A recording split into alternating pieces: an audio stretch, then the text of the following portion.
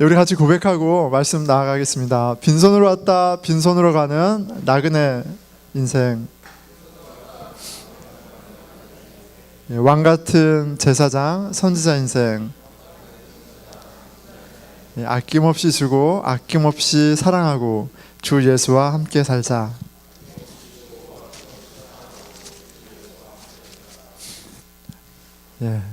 오랜만에 고백하는 것 같습니다.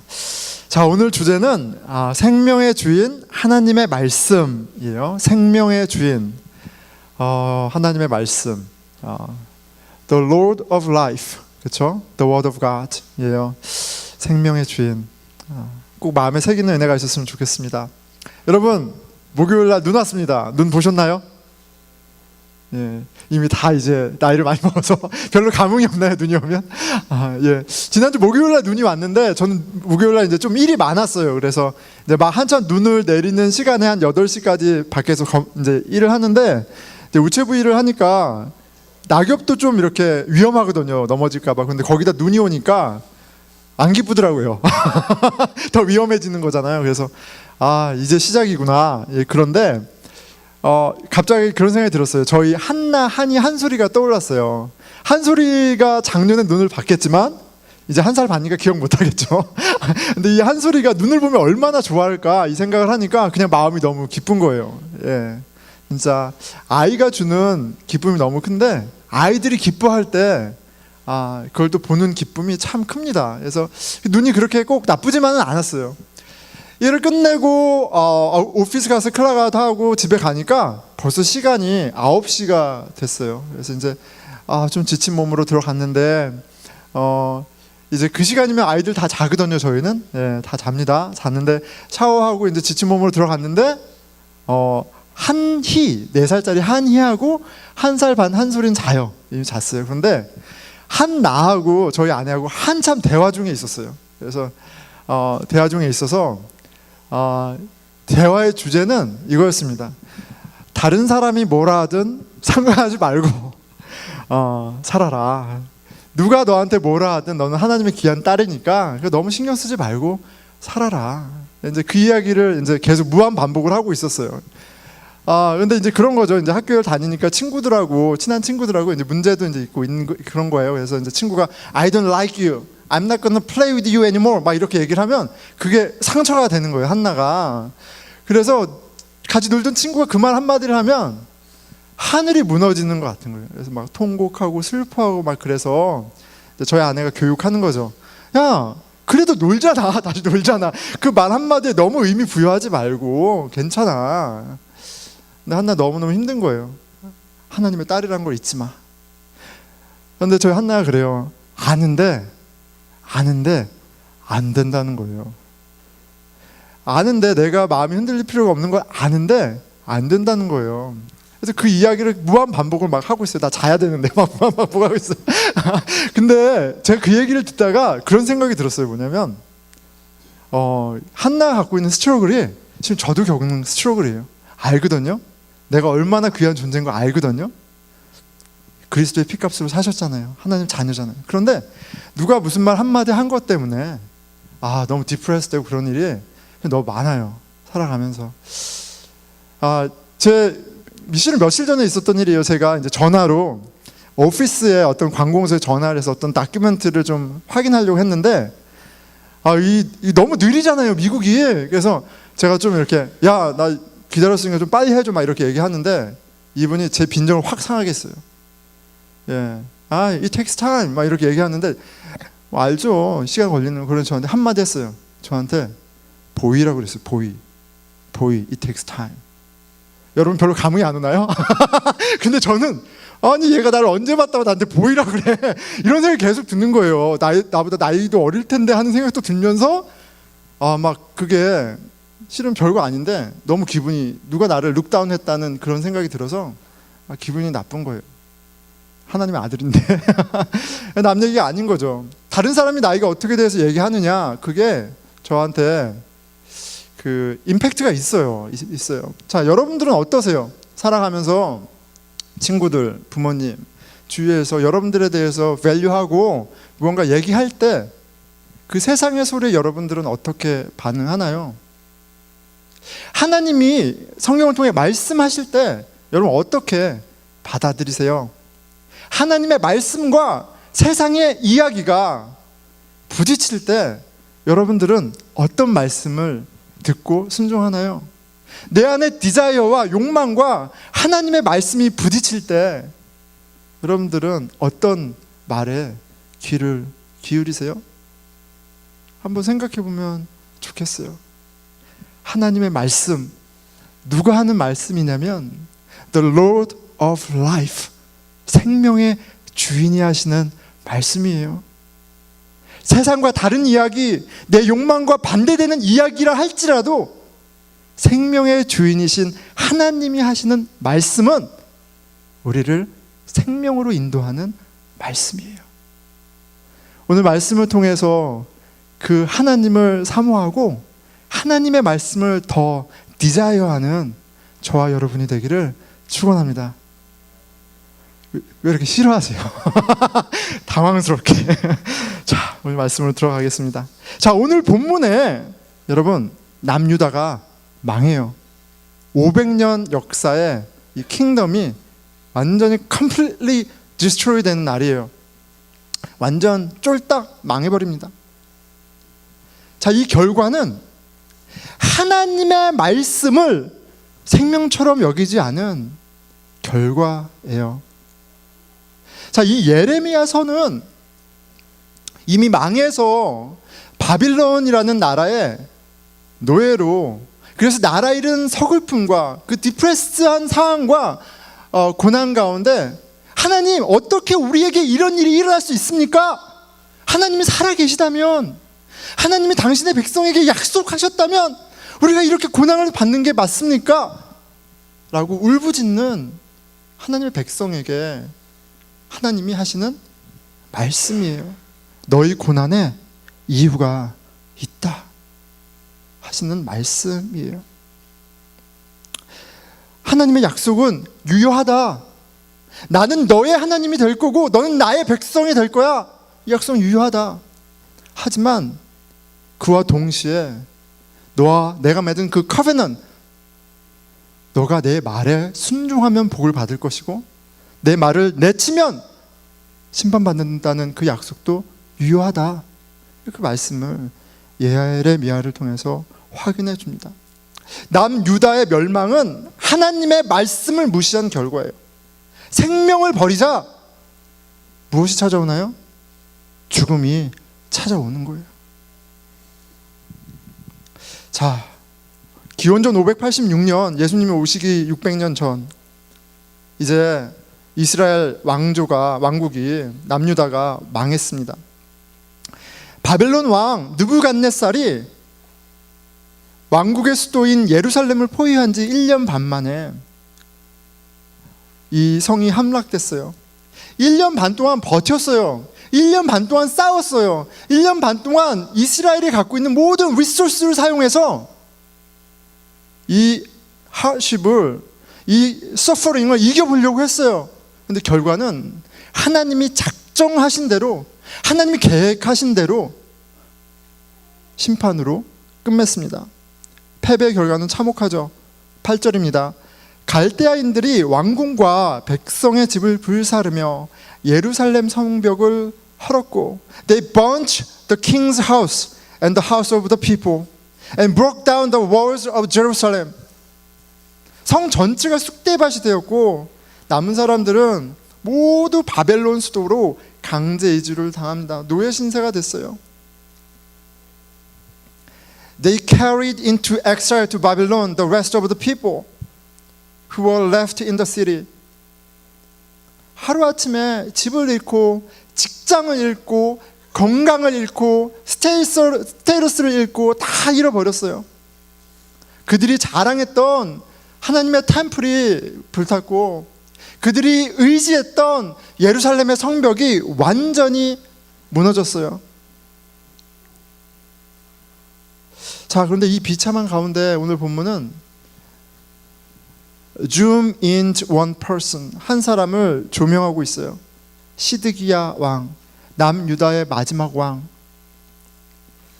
생명의 주 하나님의 말씀에 순종하지 않은 자가 받는 심판이 어떠한지 시드기야를 통해서 너무나 생생하게 보여줍니다. 본문 속에 비추는 그의 상황에 들어가면 마음이 괴로워요. 그가 겪었을 고통이 참 괴로워요. 오늘 시드기야는 두 눈이 뽑혀 장님이 됩니다. 왕이었는데, 어제까지만 해도 킹이었는데 오늘 슬레이브가 돼요. 7절이죠. 왕이 또 시드기야의 눈을 빼게 하고 바벨론으로 옮기려 하여 사슬로 결박하였더라. He put out the eyes of 시드기야 and bound him in chains to take him to Babylon. 여러분, 왜 하필이면 눈을 뽑는 형벌이었을까요? 그렇잖아요. 다른 형벌 다 할 수 있잖아요. 포로인데. 근데 왜 하필 눈을 뽑았을까요? 그리고 왜 사슬로 묶었을까요? 이제 자기의 앞날을 계획하고 자기가 원하는 바로 삶을 펄수하던 그 삶을 더 이상 살 수 없어요. 장님이에요. 그가 어디를 가야 할지 볼 수 없게 되었어요. 이제까지 왕이었어요. 자기가 원하는 것을 하던, 엑서사이즈 하던 왕이었어요. 이제 사슬에 매였어요. 끌려가는 인생이 되었어요. 하나님의 말씀에 매이는 것은 자유를 억압받는 것 같고 무언가 불편한 것 같지만 세상에서 우리를 자유롭게 해요. 하나님의 말씀을 무시하고 사는 건 마치 우리가 자유인처럼 느껴질지 모르지만 결국 세상의 노예로 비참한 인생을 살게 해요. 어떤 그런 단편적인 메시지가, 하여튼 중요한 메시지가 이 장면 가운데 좀 생각할 수 있겠죠. 자, 그런데 이 눈이 뽑히고 노예가 된 상황과는 비교할 수 없는 고통, 상실, 아픔이 그의 마음을 갈기갈기 찢어놓는 처절함이 시드기야에게 있었을 것 같아요. 시드기야는 살았지만 산 것 같지 않은, 숨은 쉬고 있지만 숨이 끊어진 것 같은 그런 고난을 당하고 있습니다. 바벨론 왕이 시드기야의 아들들을 죽였어요. 그가 보는 눈앞에서 아들들을 죽였어요. 6절이죠. 바벨론 왕이 림나라는 곳이에요. 림나에서 시드기야의 목전에서 그 아들들을 죽였고, 그 바벨론 왕이 또 유다의 모든 귀인들을 죽였으며, 시드기야 눈앞에서 아들들이 다 죽었어요. 그리고 여러분, 이게 시드기야가 눈을 뜨고 본 세상의 마지막 라스트 씬이에요. 여러분 상상해 가세요.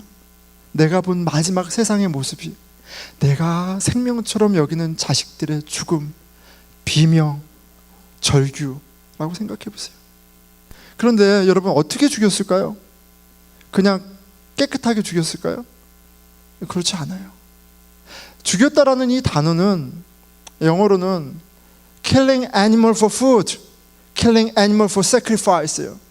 그러니까 제물로 드려지는 죽임이에요. 음식으로 고기를 잡는 죽임이에요. 뭐예요? 가죽을 벗기고 뼈에서 살을 도려내고 힘줄을 도려내고 몸을 조각내고, 그거를 자기 자식들이 그렇게 죽는 걸 봤어야 돼요. 쇠사슬에 매여서 자식들이 울부짖고 부르짖어도 아무것도 하지 못해요.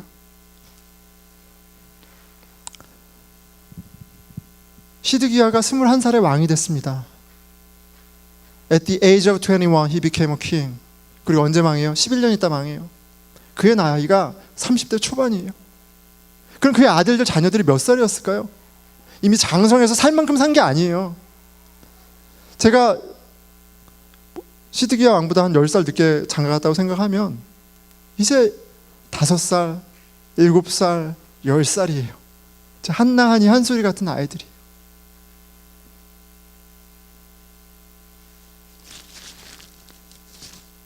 아들들만이 아니라 귀인들까지 그를 서포트하고 그의 힘이 되어주고 그와 그와 함께했던 사람들까지 싹 다 죽입니다.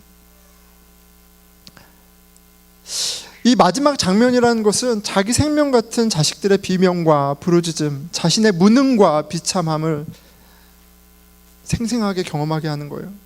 이 바벨론 왕의 심판은 굉장히 잔인한 거예요.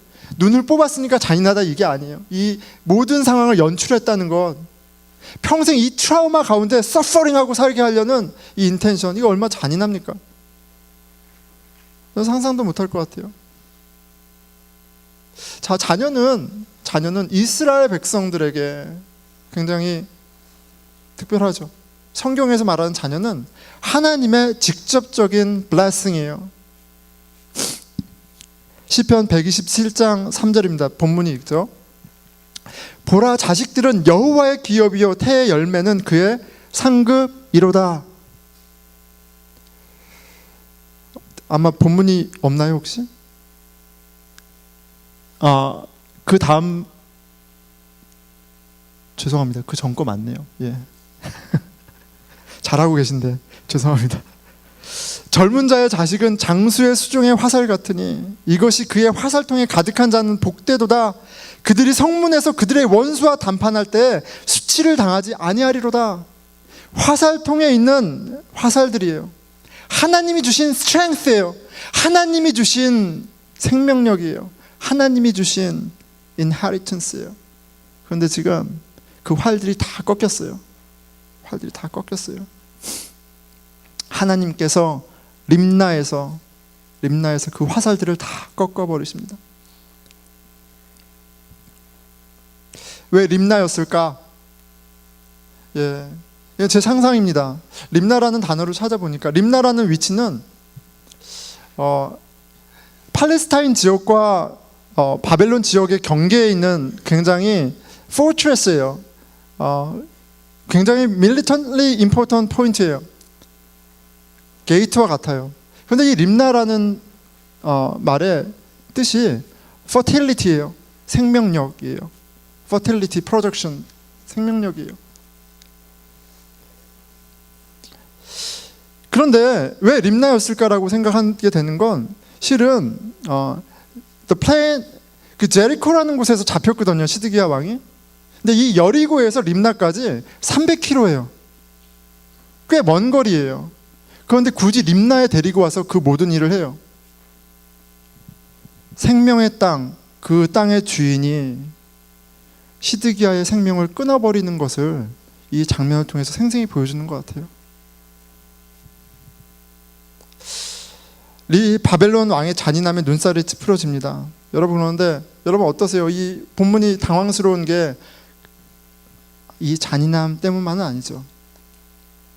이 본문이 당황스러운 것은 이 심판의 주역이 바벨론 왕이 아니라 여호와 하나님이시기 때문에 그래요. 내가 바벨론 군대가 오기 전에 예루살렘을 치겠다, 멸망시키겠다 말씀하셨어요.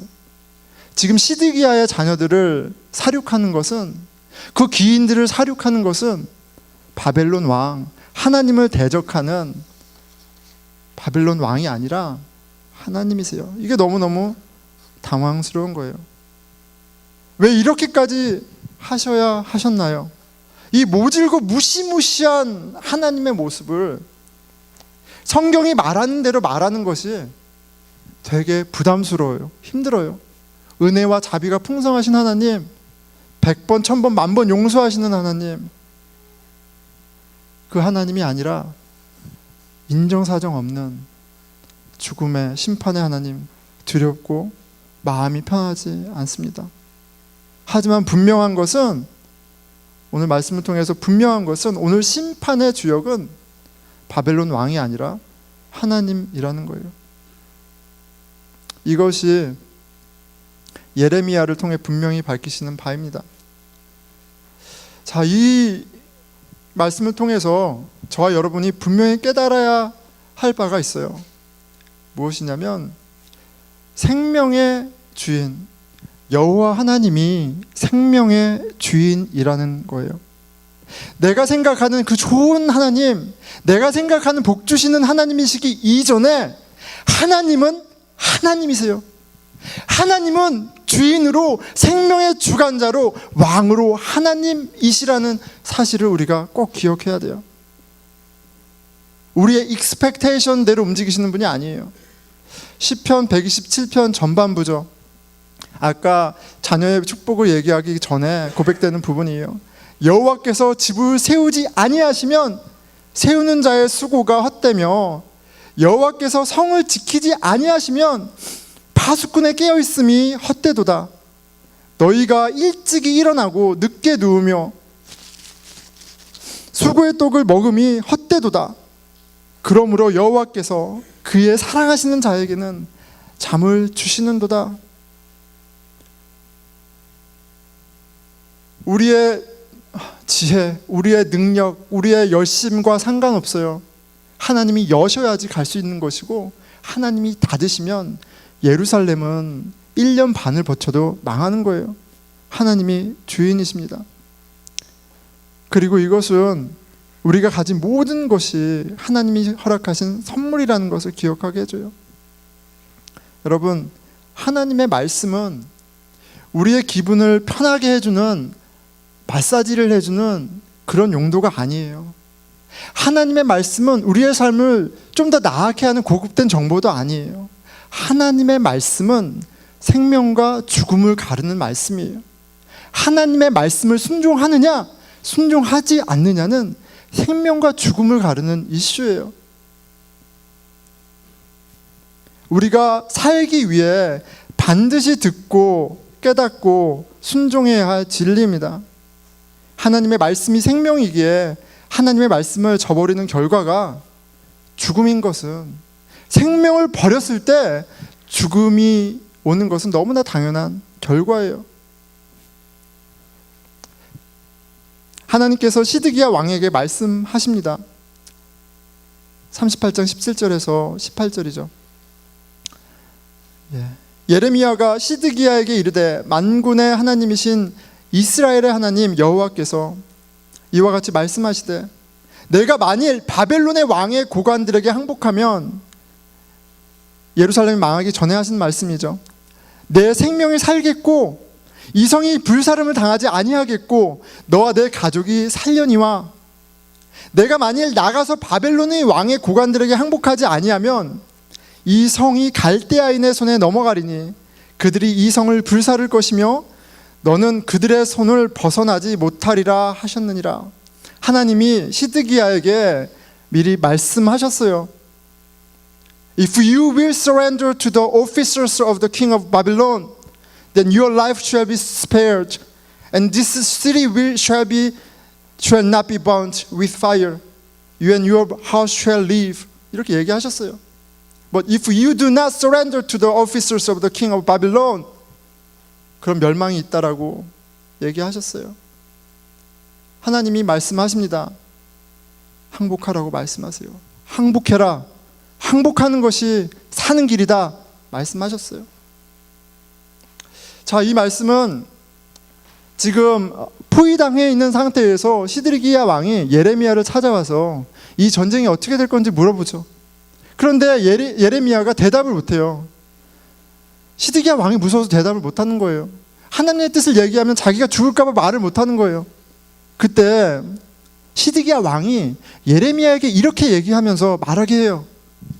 16절이에요. 시드기야 왕이 비밀이 예레미야에게 맹세하여 이르되, 우리에게 이 영혼을 지으신 여호와께서 살아계심을 두고 맹세하노니 내가 너를 죽이지도 아니하겠으며 내 생명을 찾는 그 사람들의 손에 넘기지도 아니하리라 한지라.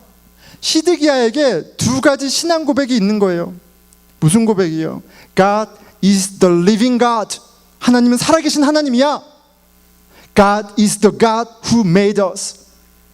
하나님 우리를 만드신 하나님이야. 생명의 하나님이야. 그 하나님의 이름을 걸고 내가 너를 죽이지 않을게. 그리고 나서 하나님의 말씀을 들었어요. 여러분,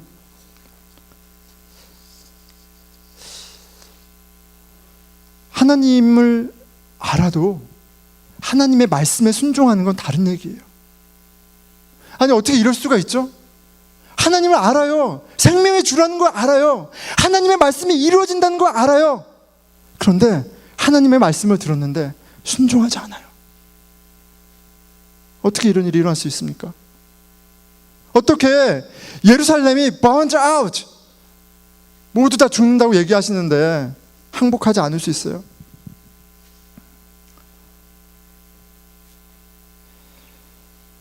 바벨론 왕에게 항복하라는 말은 표면적으로는 원수에게 지는 모습이고 비굴한 모습이고 실패한 모습이지만 그거는 하나님께 항복하라는 얘기예요. 하나님에게 항복하는 거예요. 우리 영혼을 지으신 하나님에게 항복하는 거라고요. 그리고 바벨론 왕에게 항복하지 않는 것은 하나님의 왕권을 부정하는 반역입니다. 하나님을 아는 사람이라면 어떻게 반응해야 할까요? 당연히 항복해야죠. 하지만 당연히 항복해야죠. 내 자존심이 상하고 세상에서 내가 바보처럼 보여도 무시당하는 처지에 놓인다 해도 항복하는 것이 맞죠. 누가 뭐라 말하든 말이죠. 하지만 시드기야 왕은 항복하지 않아요. 생명의 말씀은 무시합니다. 그리고 그 하나님의 말씀을 들었을 때 시드기야가 하는 말을 통해서 우리가 알 수 있어요. 가늠하죠. 왜 그가 하나님의 말씀, 생명의 말씀을 따르지 않았는지. 19절이에요. 시드기야 왕이 예레미야에게 이르되 나는 갈대아인에게 항복한 유다인을 두려워하노라. 염려하건대 갈대아인이 나를 그들의 손에 넘기면 그들이 나를 조롱할까 하노라 하는지라. 내가 항복해서 포로가 되면 나를 대적했던 사람이 나를 얼마나 조롱하고 놀리겠어. 난 그게 두려워. 세상이 나를 얼마나 조롱하는데 그게 난 너무 두려워. 그게 지금 시드기야가 얘기하는 이유예요. 하나님의 말씀보다 세상의 소리가 더 두려워. 세상이 나를 어떻게 평가하느냐가 더 두려워.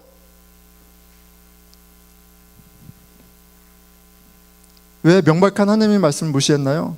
하나님의 말씀보다 세상의 소리가 더 크게 들릴 때, 내 욕망이 더 클 때, 세상의 평판이 더 중요할 때, 하나님이 왕이 아니라 내가 여전히 내 인생의 주인일 때, 교회 안에서도 어렸을 때부터 교회를 다녔어도 성경을 100번 읽었어도 금식을 했어도 목사였어도 장로였어도 우리는 생명의 주 하나님의 말씀을 무시하는 일이 있는 거예요. 시드기야의 얘기가 남 얘기가 아니죠. 오늘 하나님께서 시드기야를 립다로 부르시고 그곳에서 그의 생명을 빼앗으십니다. 그리고 이 이야기는 예레미야를 듣고 있는 하나님의 백성들에게 분명한 메시지를 주시는 거예요. 하나님의 말씀은 너희들이 좋으면 택하고 그래서 너희들의 마음의 위로를 받고 더 나은 삶을 위한 주문이 아니라 생명과 죽음을 가르는 말씀이다 하는 걸 분명히 얘기해 주시는 거예요. 하나님의 말씀은 영적인 웰빙을 위한 정보가 아니라 생명의 주가 보이는 생명의 길입니다. 그러니까 반대는 죽음이죠. 그걸 너무나도 분명히 보여주시는 거예요.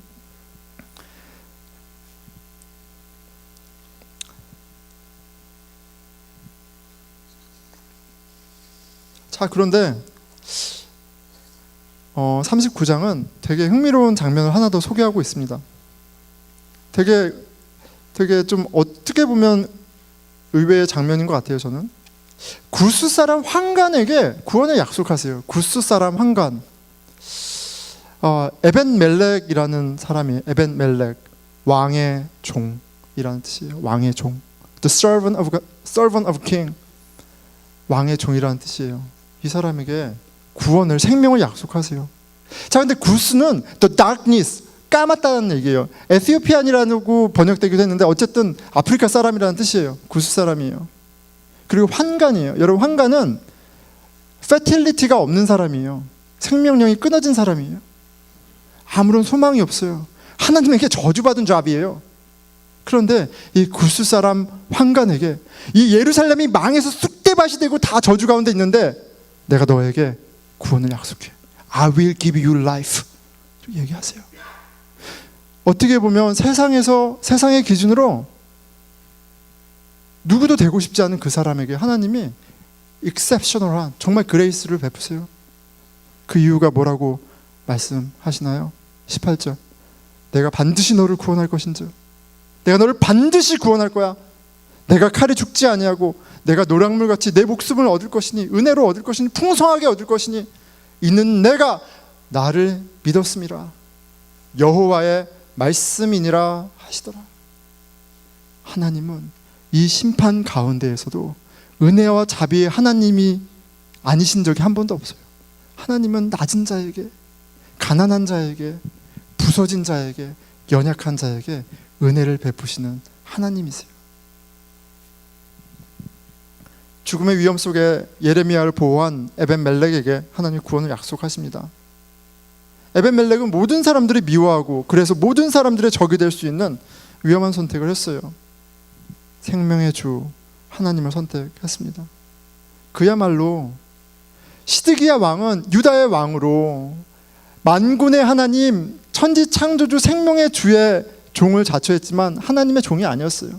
하지만 이 환관이야말로 진정한 왕의 종의 모습을 그의 선택을 통해서 보여줍니다. 하나님은 당신의 말씀에 순복하는 자에게 그가 어떠한 배경이든 어떠한 모습이든 그가 얼마나 무능하든 상관없이 생명을, 구원을 약속하시는 은혜의 하나님이세요. 여러분, 저와 여러분에게 하나님의 말씀은 어떤 무게가 있나요? 어떤 의미가 있어요? 어떤 소망이 되나요? 아니면 어떤 두려움이 되나요? 한번 질문, 저에게 스스로도 질문하고 여러분에게도 질문해요. 신앙생활에 있어서 그리고 늘푸른교회는 매일마다 큐티하는 걸 강조하니까 매일마다 말씀은 좀 봐줘야지 좋은 크리스찬이니까 그래도 그래야지 좀 좋은 일이 일어날 것 같으니까 그래서 말씀을 보는 게 아니에요. 하나님의 말씀은 생명의 주인이신 하나님이 우리에게 보이시는 생명의 길이에요. 그리고 생명의 반대에는 죽음이 있는 거예요.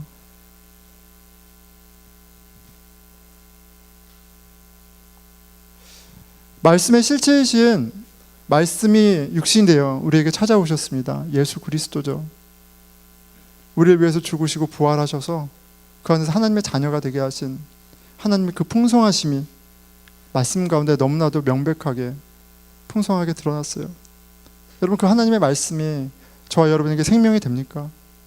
그 무엇과도 바꿀 수 없는 사람들의 평판, 세상의 인정과 비교할 수 없는 그 복이 되기를 축원합니다. 그렇기에 하나님의 말씀을 매일매일 묵상하지 않고는 설교를 통해 순 나눔을 통해 금요예배와 아니면 그냥 커피숍에서 친구들과 나누는 그 말씀 가운데 하나님의 말씀을 사모할 수밖에 없는 그런 저와 여러분이 되기를 진심으로 축원합니다.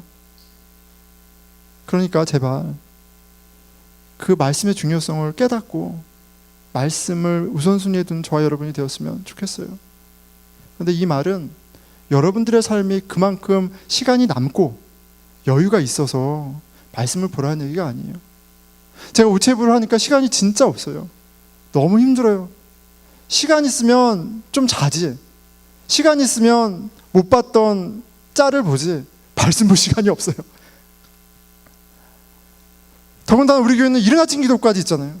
아무도 안 나오는데 이른 아침 기도가 있어요. 한 분 나오세요. 한 분, 두 분. 왜 있는 거야? 이른 아침 기도가 있고 커밋했어요. 여기서 나와요. 5시 반에 일어나서 가까이 걸어오죠. 한 분 하고 이른 아침 기도하는데 기도도 안 돼요. 피곤해서. 안 오시면 그냥 누워서 자겠는데 꼭 오세요. 그러면 이른 아침 기도하고 7시에 가죠? 그러면 애 학교 준비해서 가야 돼요. 그럼 7시 반에 딜업해주면 8시까지 출근해야 돼. 8시부터 8시까지 일하고 집에 오면 조금 일찍 오면 애들 재워야 돼. 그래서 일찍 오기가 싫어요. 더 일하고 싶어. 근데 재우고 자야 돼. 그리고 다시 5시 반에 또 일어나야 돼. 그리고 또 일해야 돼. 근데 그게 이민자의 삶이더라고요. 보니까 시간이 없어. 너무 뻑뻑해. 학생은 학생대로, 이민자는 이민자대로. 서바이벌 하는 게 너무 힘들어. 그나마 나는 일주일에 2번 쉬어요. 그나마 나는. 그런데 삶이 자녀를 키우고 내 커리어에서 살고 하나님의 말씀을 볼 시간이 너무 없어요. 그런데 시간이 있고 여력이 돼서가 아니라 하나님의 말씀은 생명의 주가 우리에게 보이시는 생명의 길이기 때문에 우리가 붙잡는 거예요. 그 말씀이 없이는 우리가 살아갈 수가 없어요. 그 말씀이 없이는 우리가 누구를 사랑할 수가 없어요.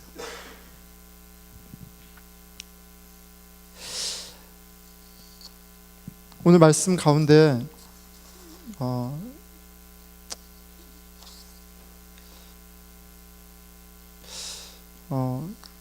말씀 가운데 참 위로를 받습니다. 그런데 한 가지 더 이야기를 하면 참 세상의 말 가운데 신경을 쓰고 싶지 않은데 신경이 쓰여요. Boy, it takes time. 그 말 한마디도 내가 왜 보이야? 나 지금 40살인데 나 목사인데 괴로워요. 막 화나고 얼굴 좀 봤으면 좋겠어. 근데 더 이렇게 막 이렇게 뼈를 때리는 것 같이 아픈 거 뭔지 아세요? 내 영어가 얼마나 서툴렀으면 나한테 보이라 그래. 그건 팩트잖아, 팩트. 이 브루크 라인은 미국의 1세로 이 엉성한 영어로 살아간다는 게 얼마나 무시당할 상황이. 근데 이건 팩트예요. 어떻게 봐도 그래요. 그런데 그것만이 아니에요. 내가 목사여도 내가 하나님의 나라를 사모하냐? 스스로 질문할 때 언제 정규직 되지? 언제 보너스 받지? 언제 헐리데이지? 언제 내 아이들이 커서 돈 벌어오지? 뭐 이런 생각을 해요. 웃기죠?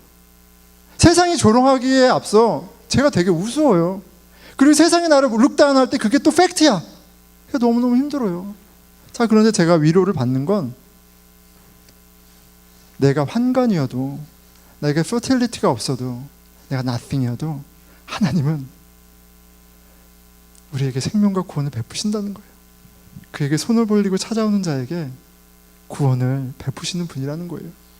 내가 아무리 더럽고 내 안에 연약함과 부서짐이 있어도, 내가 나의 이기적인 모습과 비열한 모습에 치를 떨어도 하나님이 우리 아버지가 되어주신다는 거예요. 그게 복음이라는 거예요. 말씀을 맺겠습니다. 오늘 아침에 되게 말씀 마무리하는데 되게 재밌는 일이 있었어요. 뭐냐면 저희 한솔이가 이제 1살 반이잖아요. 근데 이제 한솔이가 딱 이렇게 바디 클락 그 시간이 딱 있어요. 그래서 이 시간에는 밥을 먹어야 되고 이 시간에는 이게 딱 있어요. 애기는 더 정확한 것 같아요. 이 시간에 똥을 싸야 돼. 그래서 아침에 딱 되면 똥을 싸요. 똥을 싸는데 똥을 많이 쌌어요. 그러니까 저희 한나한이가 야, 이 한솔 똥 쌌어 막 그러면서 막 소리 지르고 막 뛰어다니는 거예요. 저리 가, 똥 쌌어요 막 이러는 거예요. 그런데 한솔이가 알아요. 이제 1살 반이어서 누나들이 무슨 말 하는 건지 뭐 알기는 못하지만 알아요. 그래서 그 얘기를 듣고 애가 막 울기 시작하는 거예요. 누나들이 막 코 잡고 막 이러니까. 예, 그쵸. 근데 너무 귀여워요. 애들이 막 아빠 한솔이 똥 쌌어요 막 이러면서 막 손가락질하고 난리 났어요.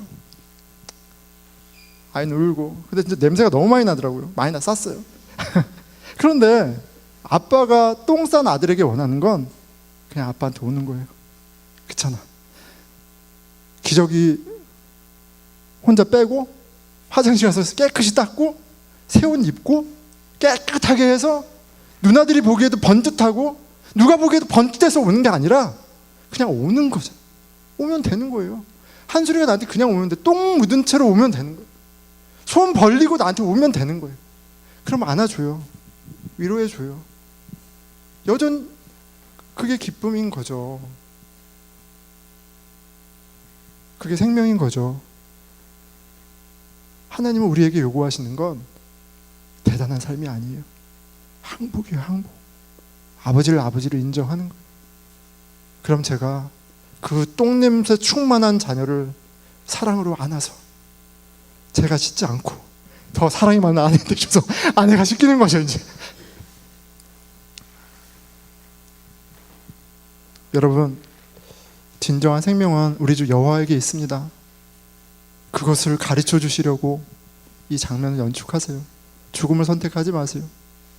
우리의 구원을 위해서 자기 아들을 자신이 보는 앞에서 십자가에 못 박으신 그 하나님의 절절한 사랑을, 그 부르심을 듣고 응하는 저와 여러분이 되기를 축원합니다. 하나님의 말씀을 디자이어하는 저와 여러분, 그 하나님의 말씀 가운데 생명의 공동체로 자라는 저와 여러분 되기를 축원합니다. 기도하겠습니다.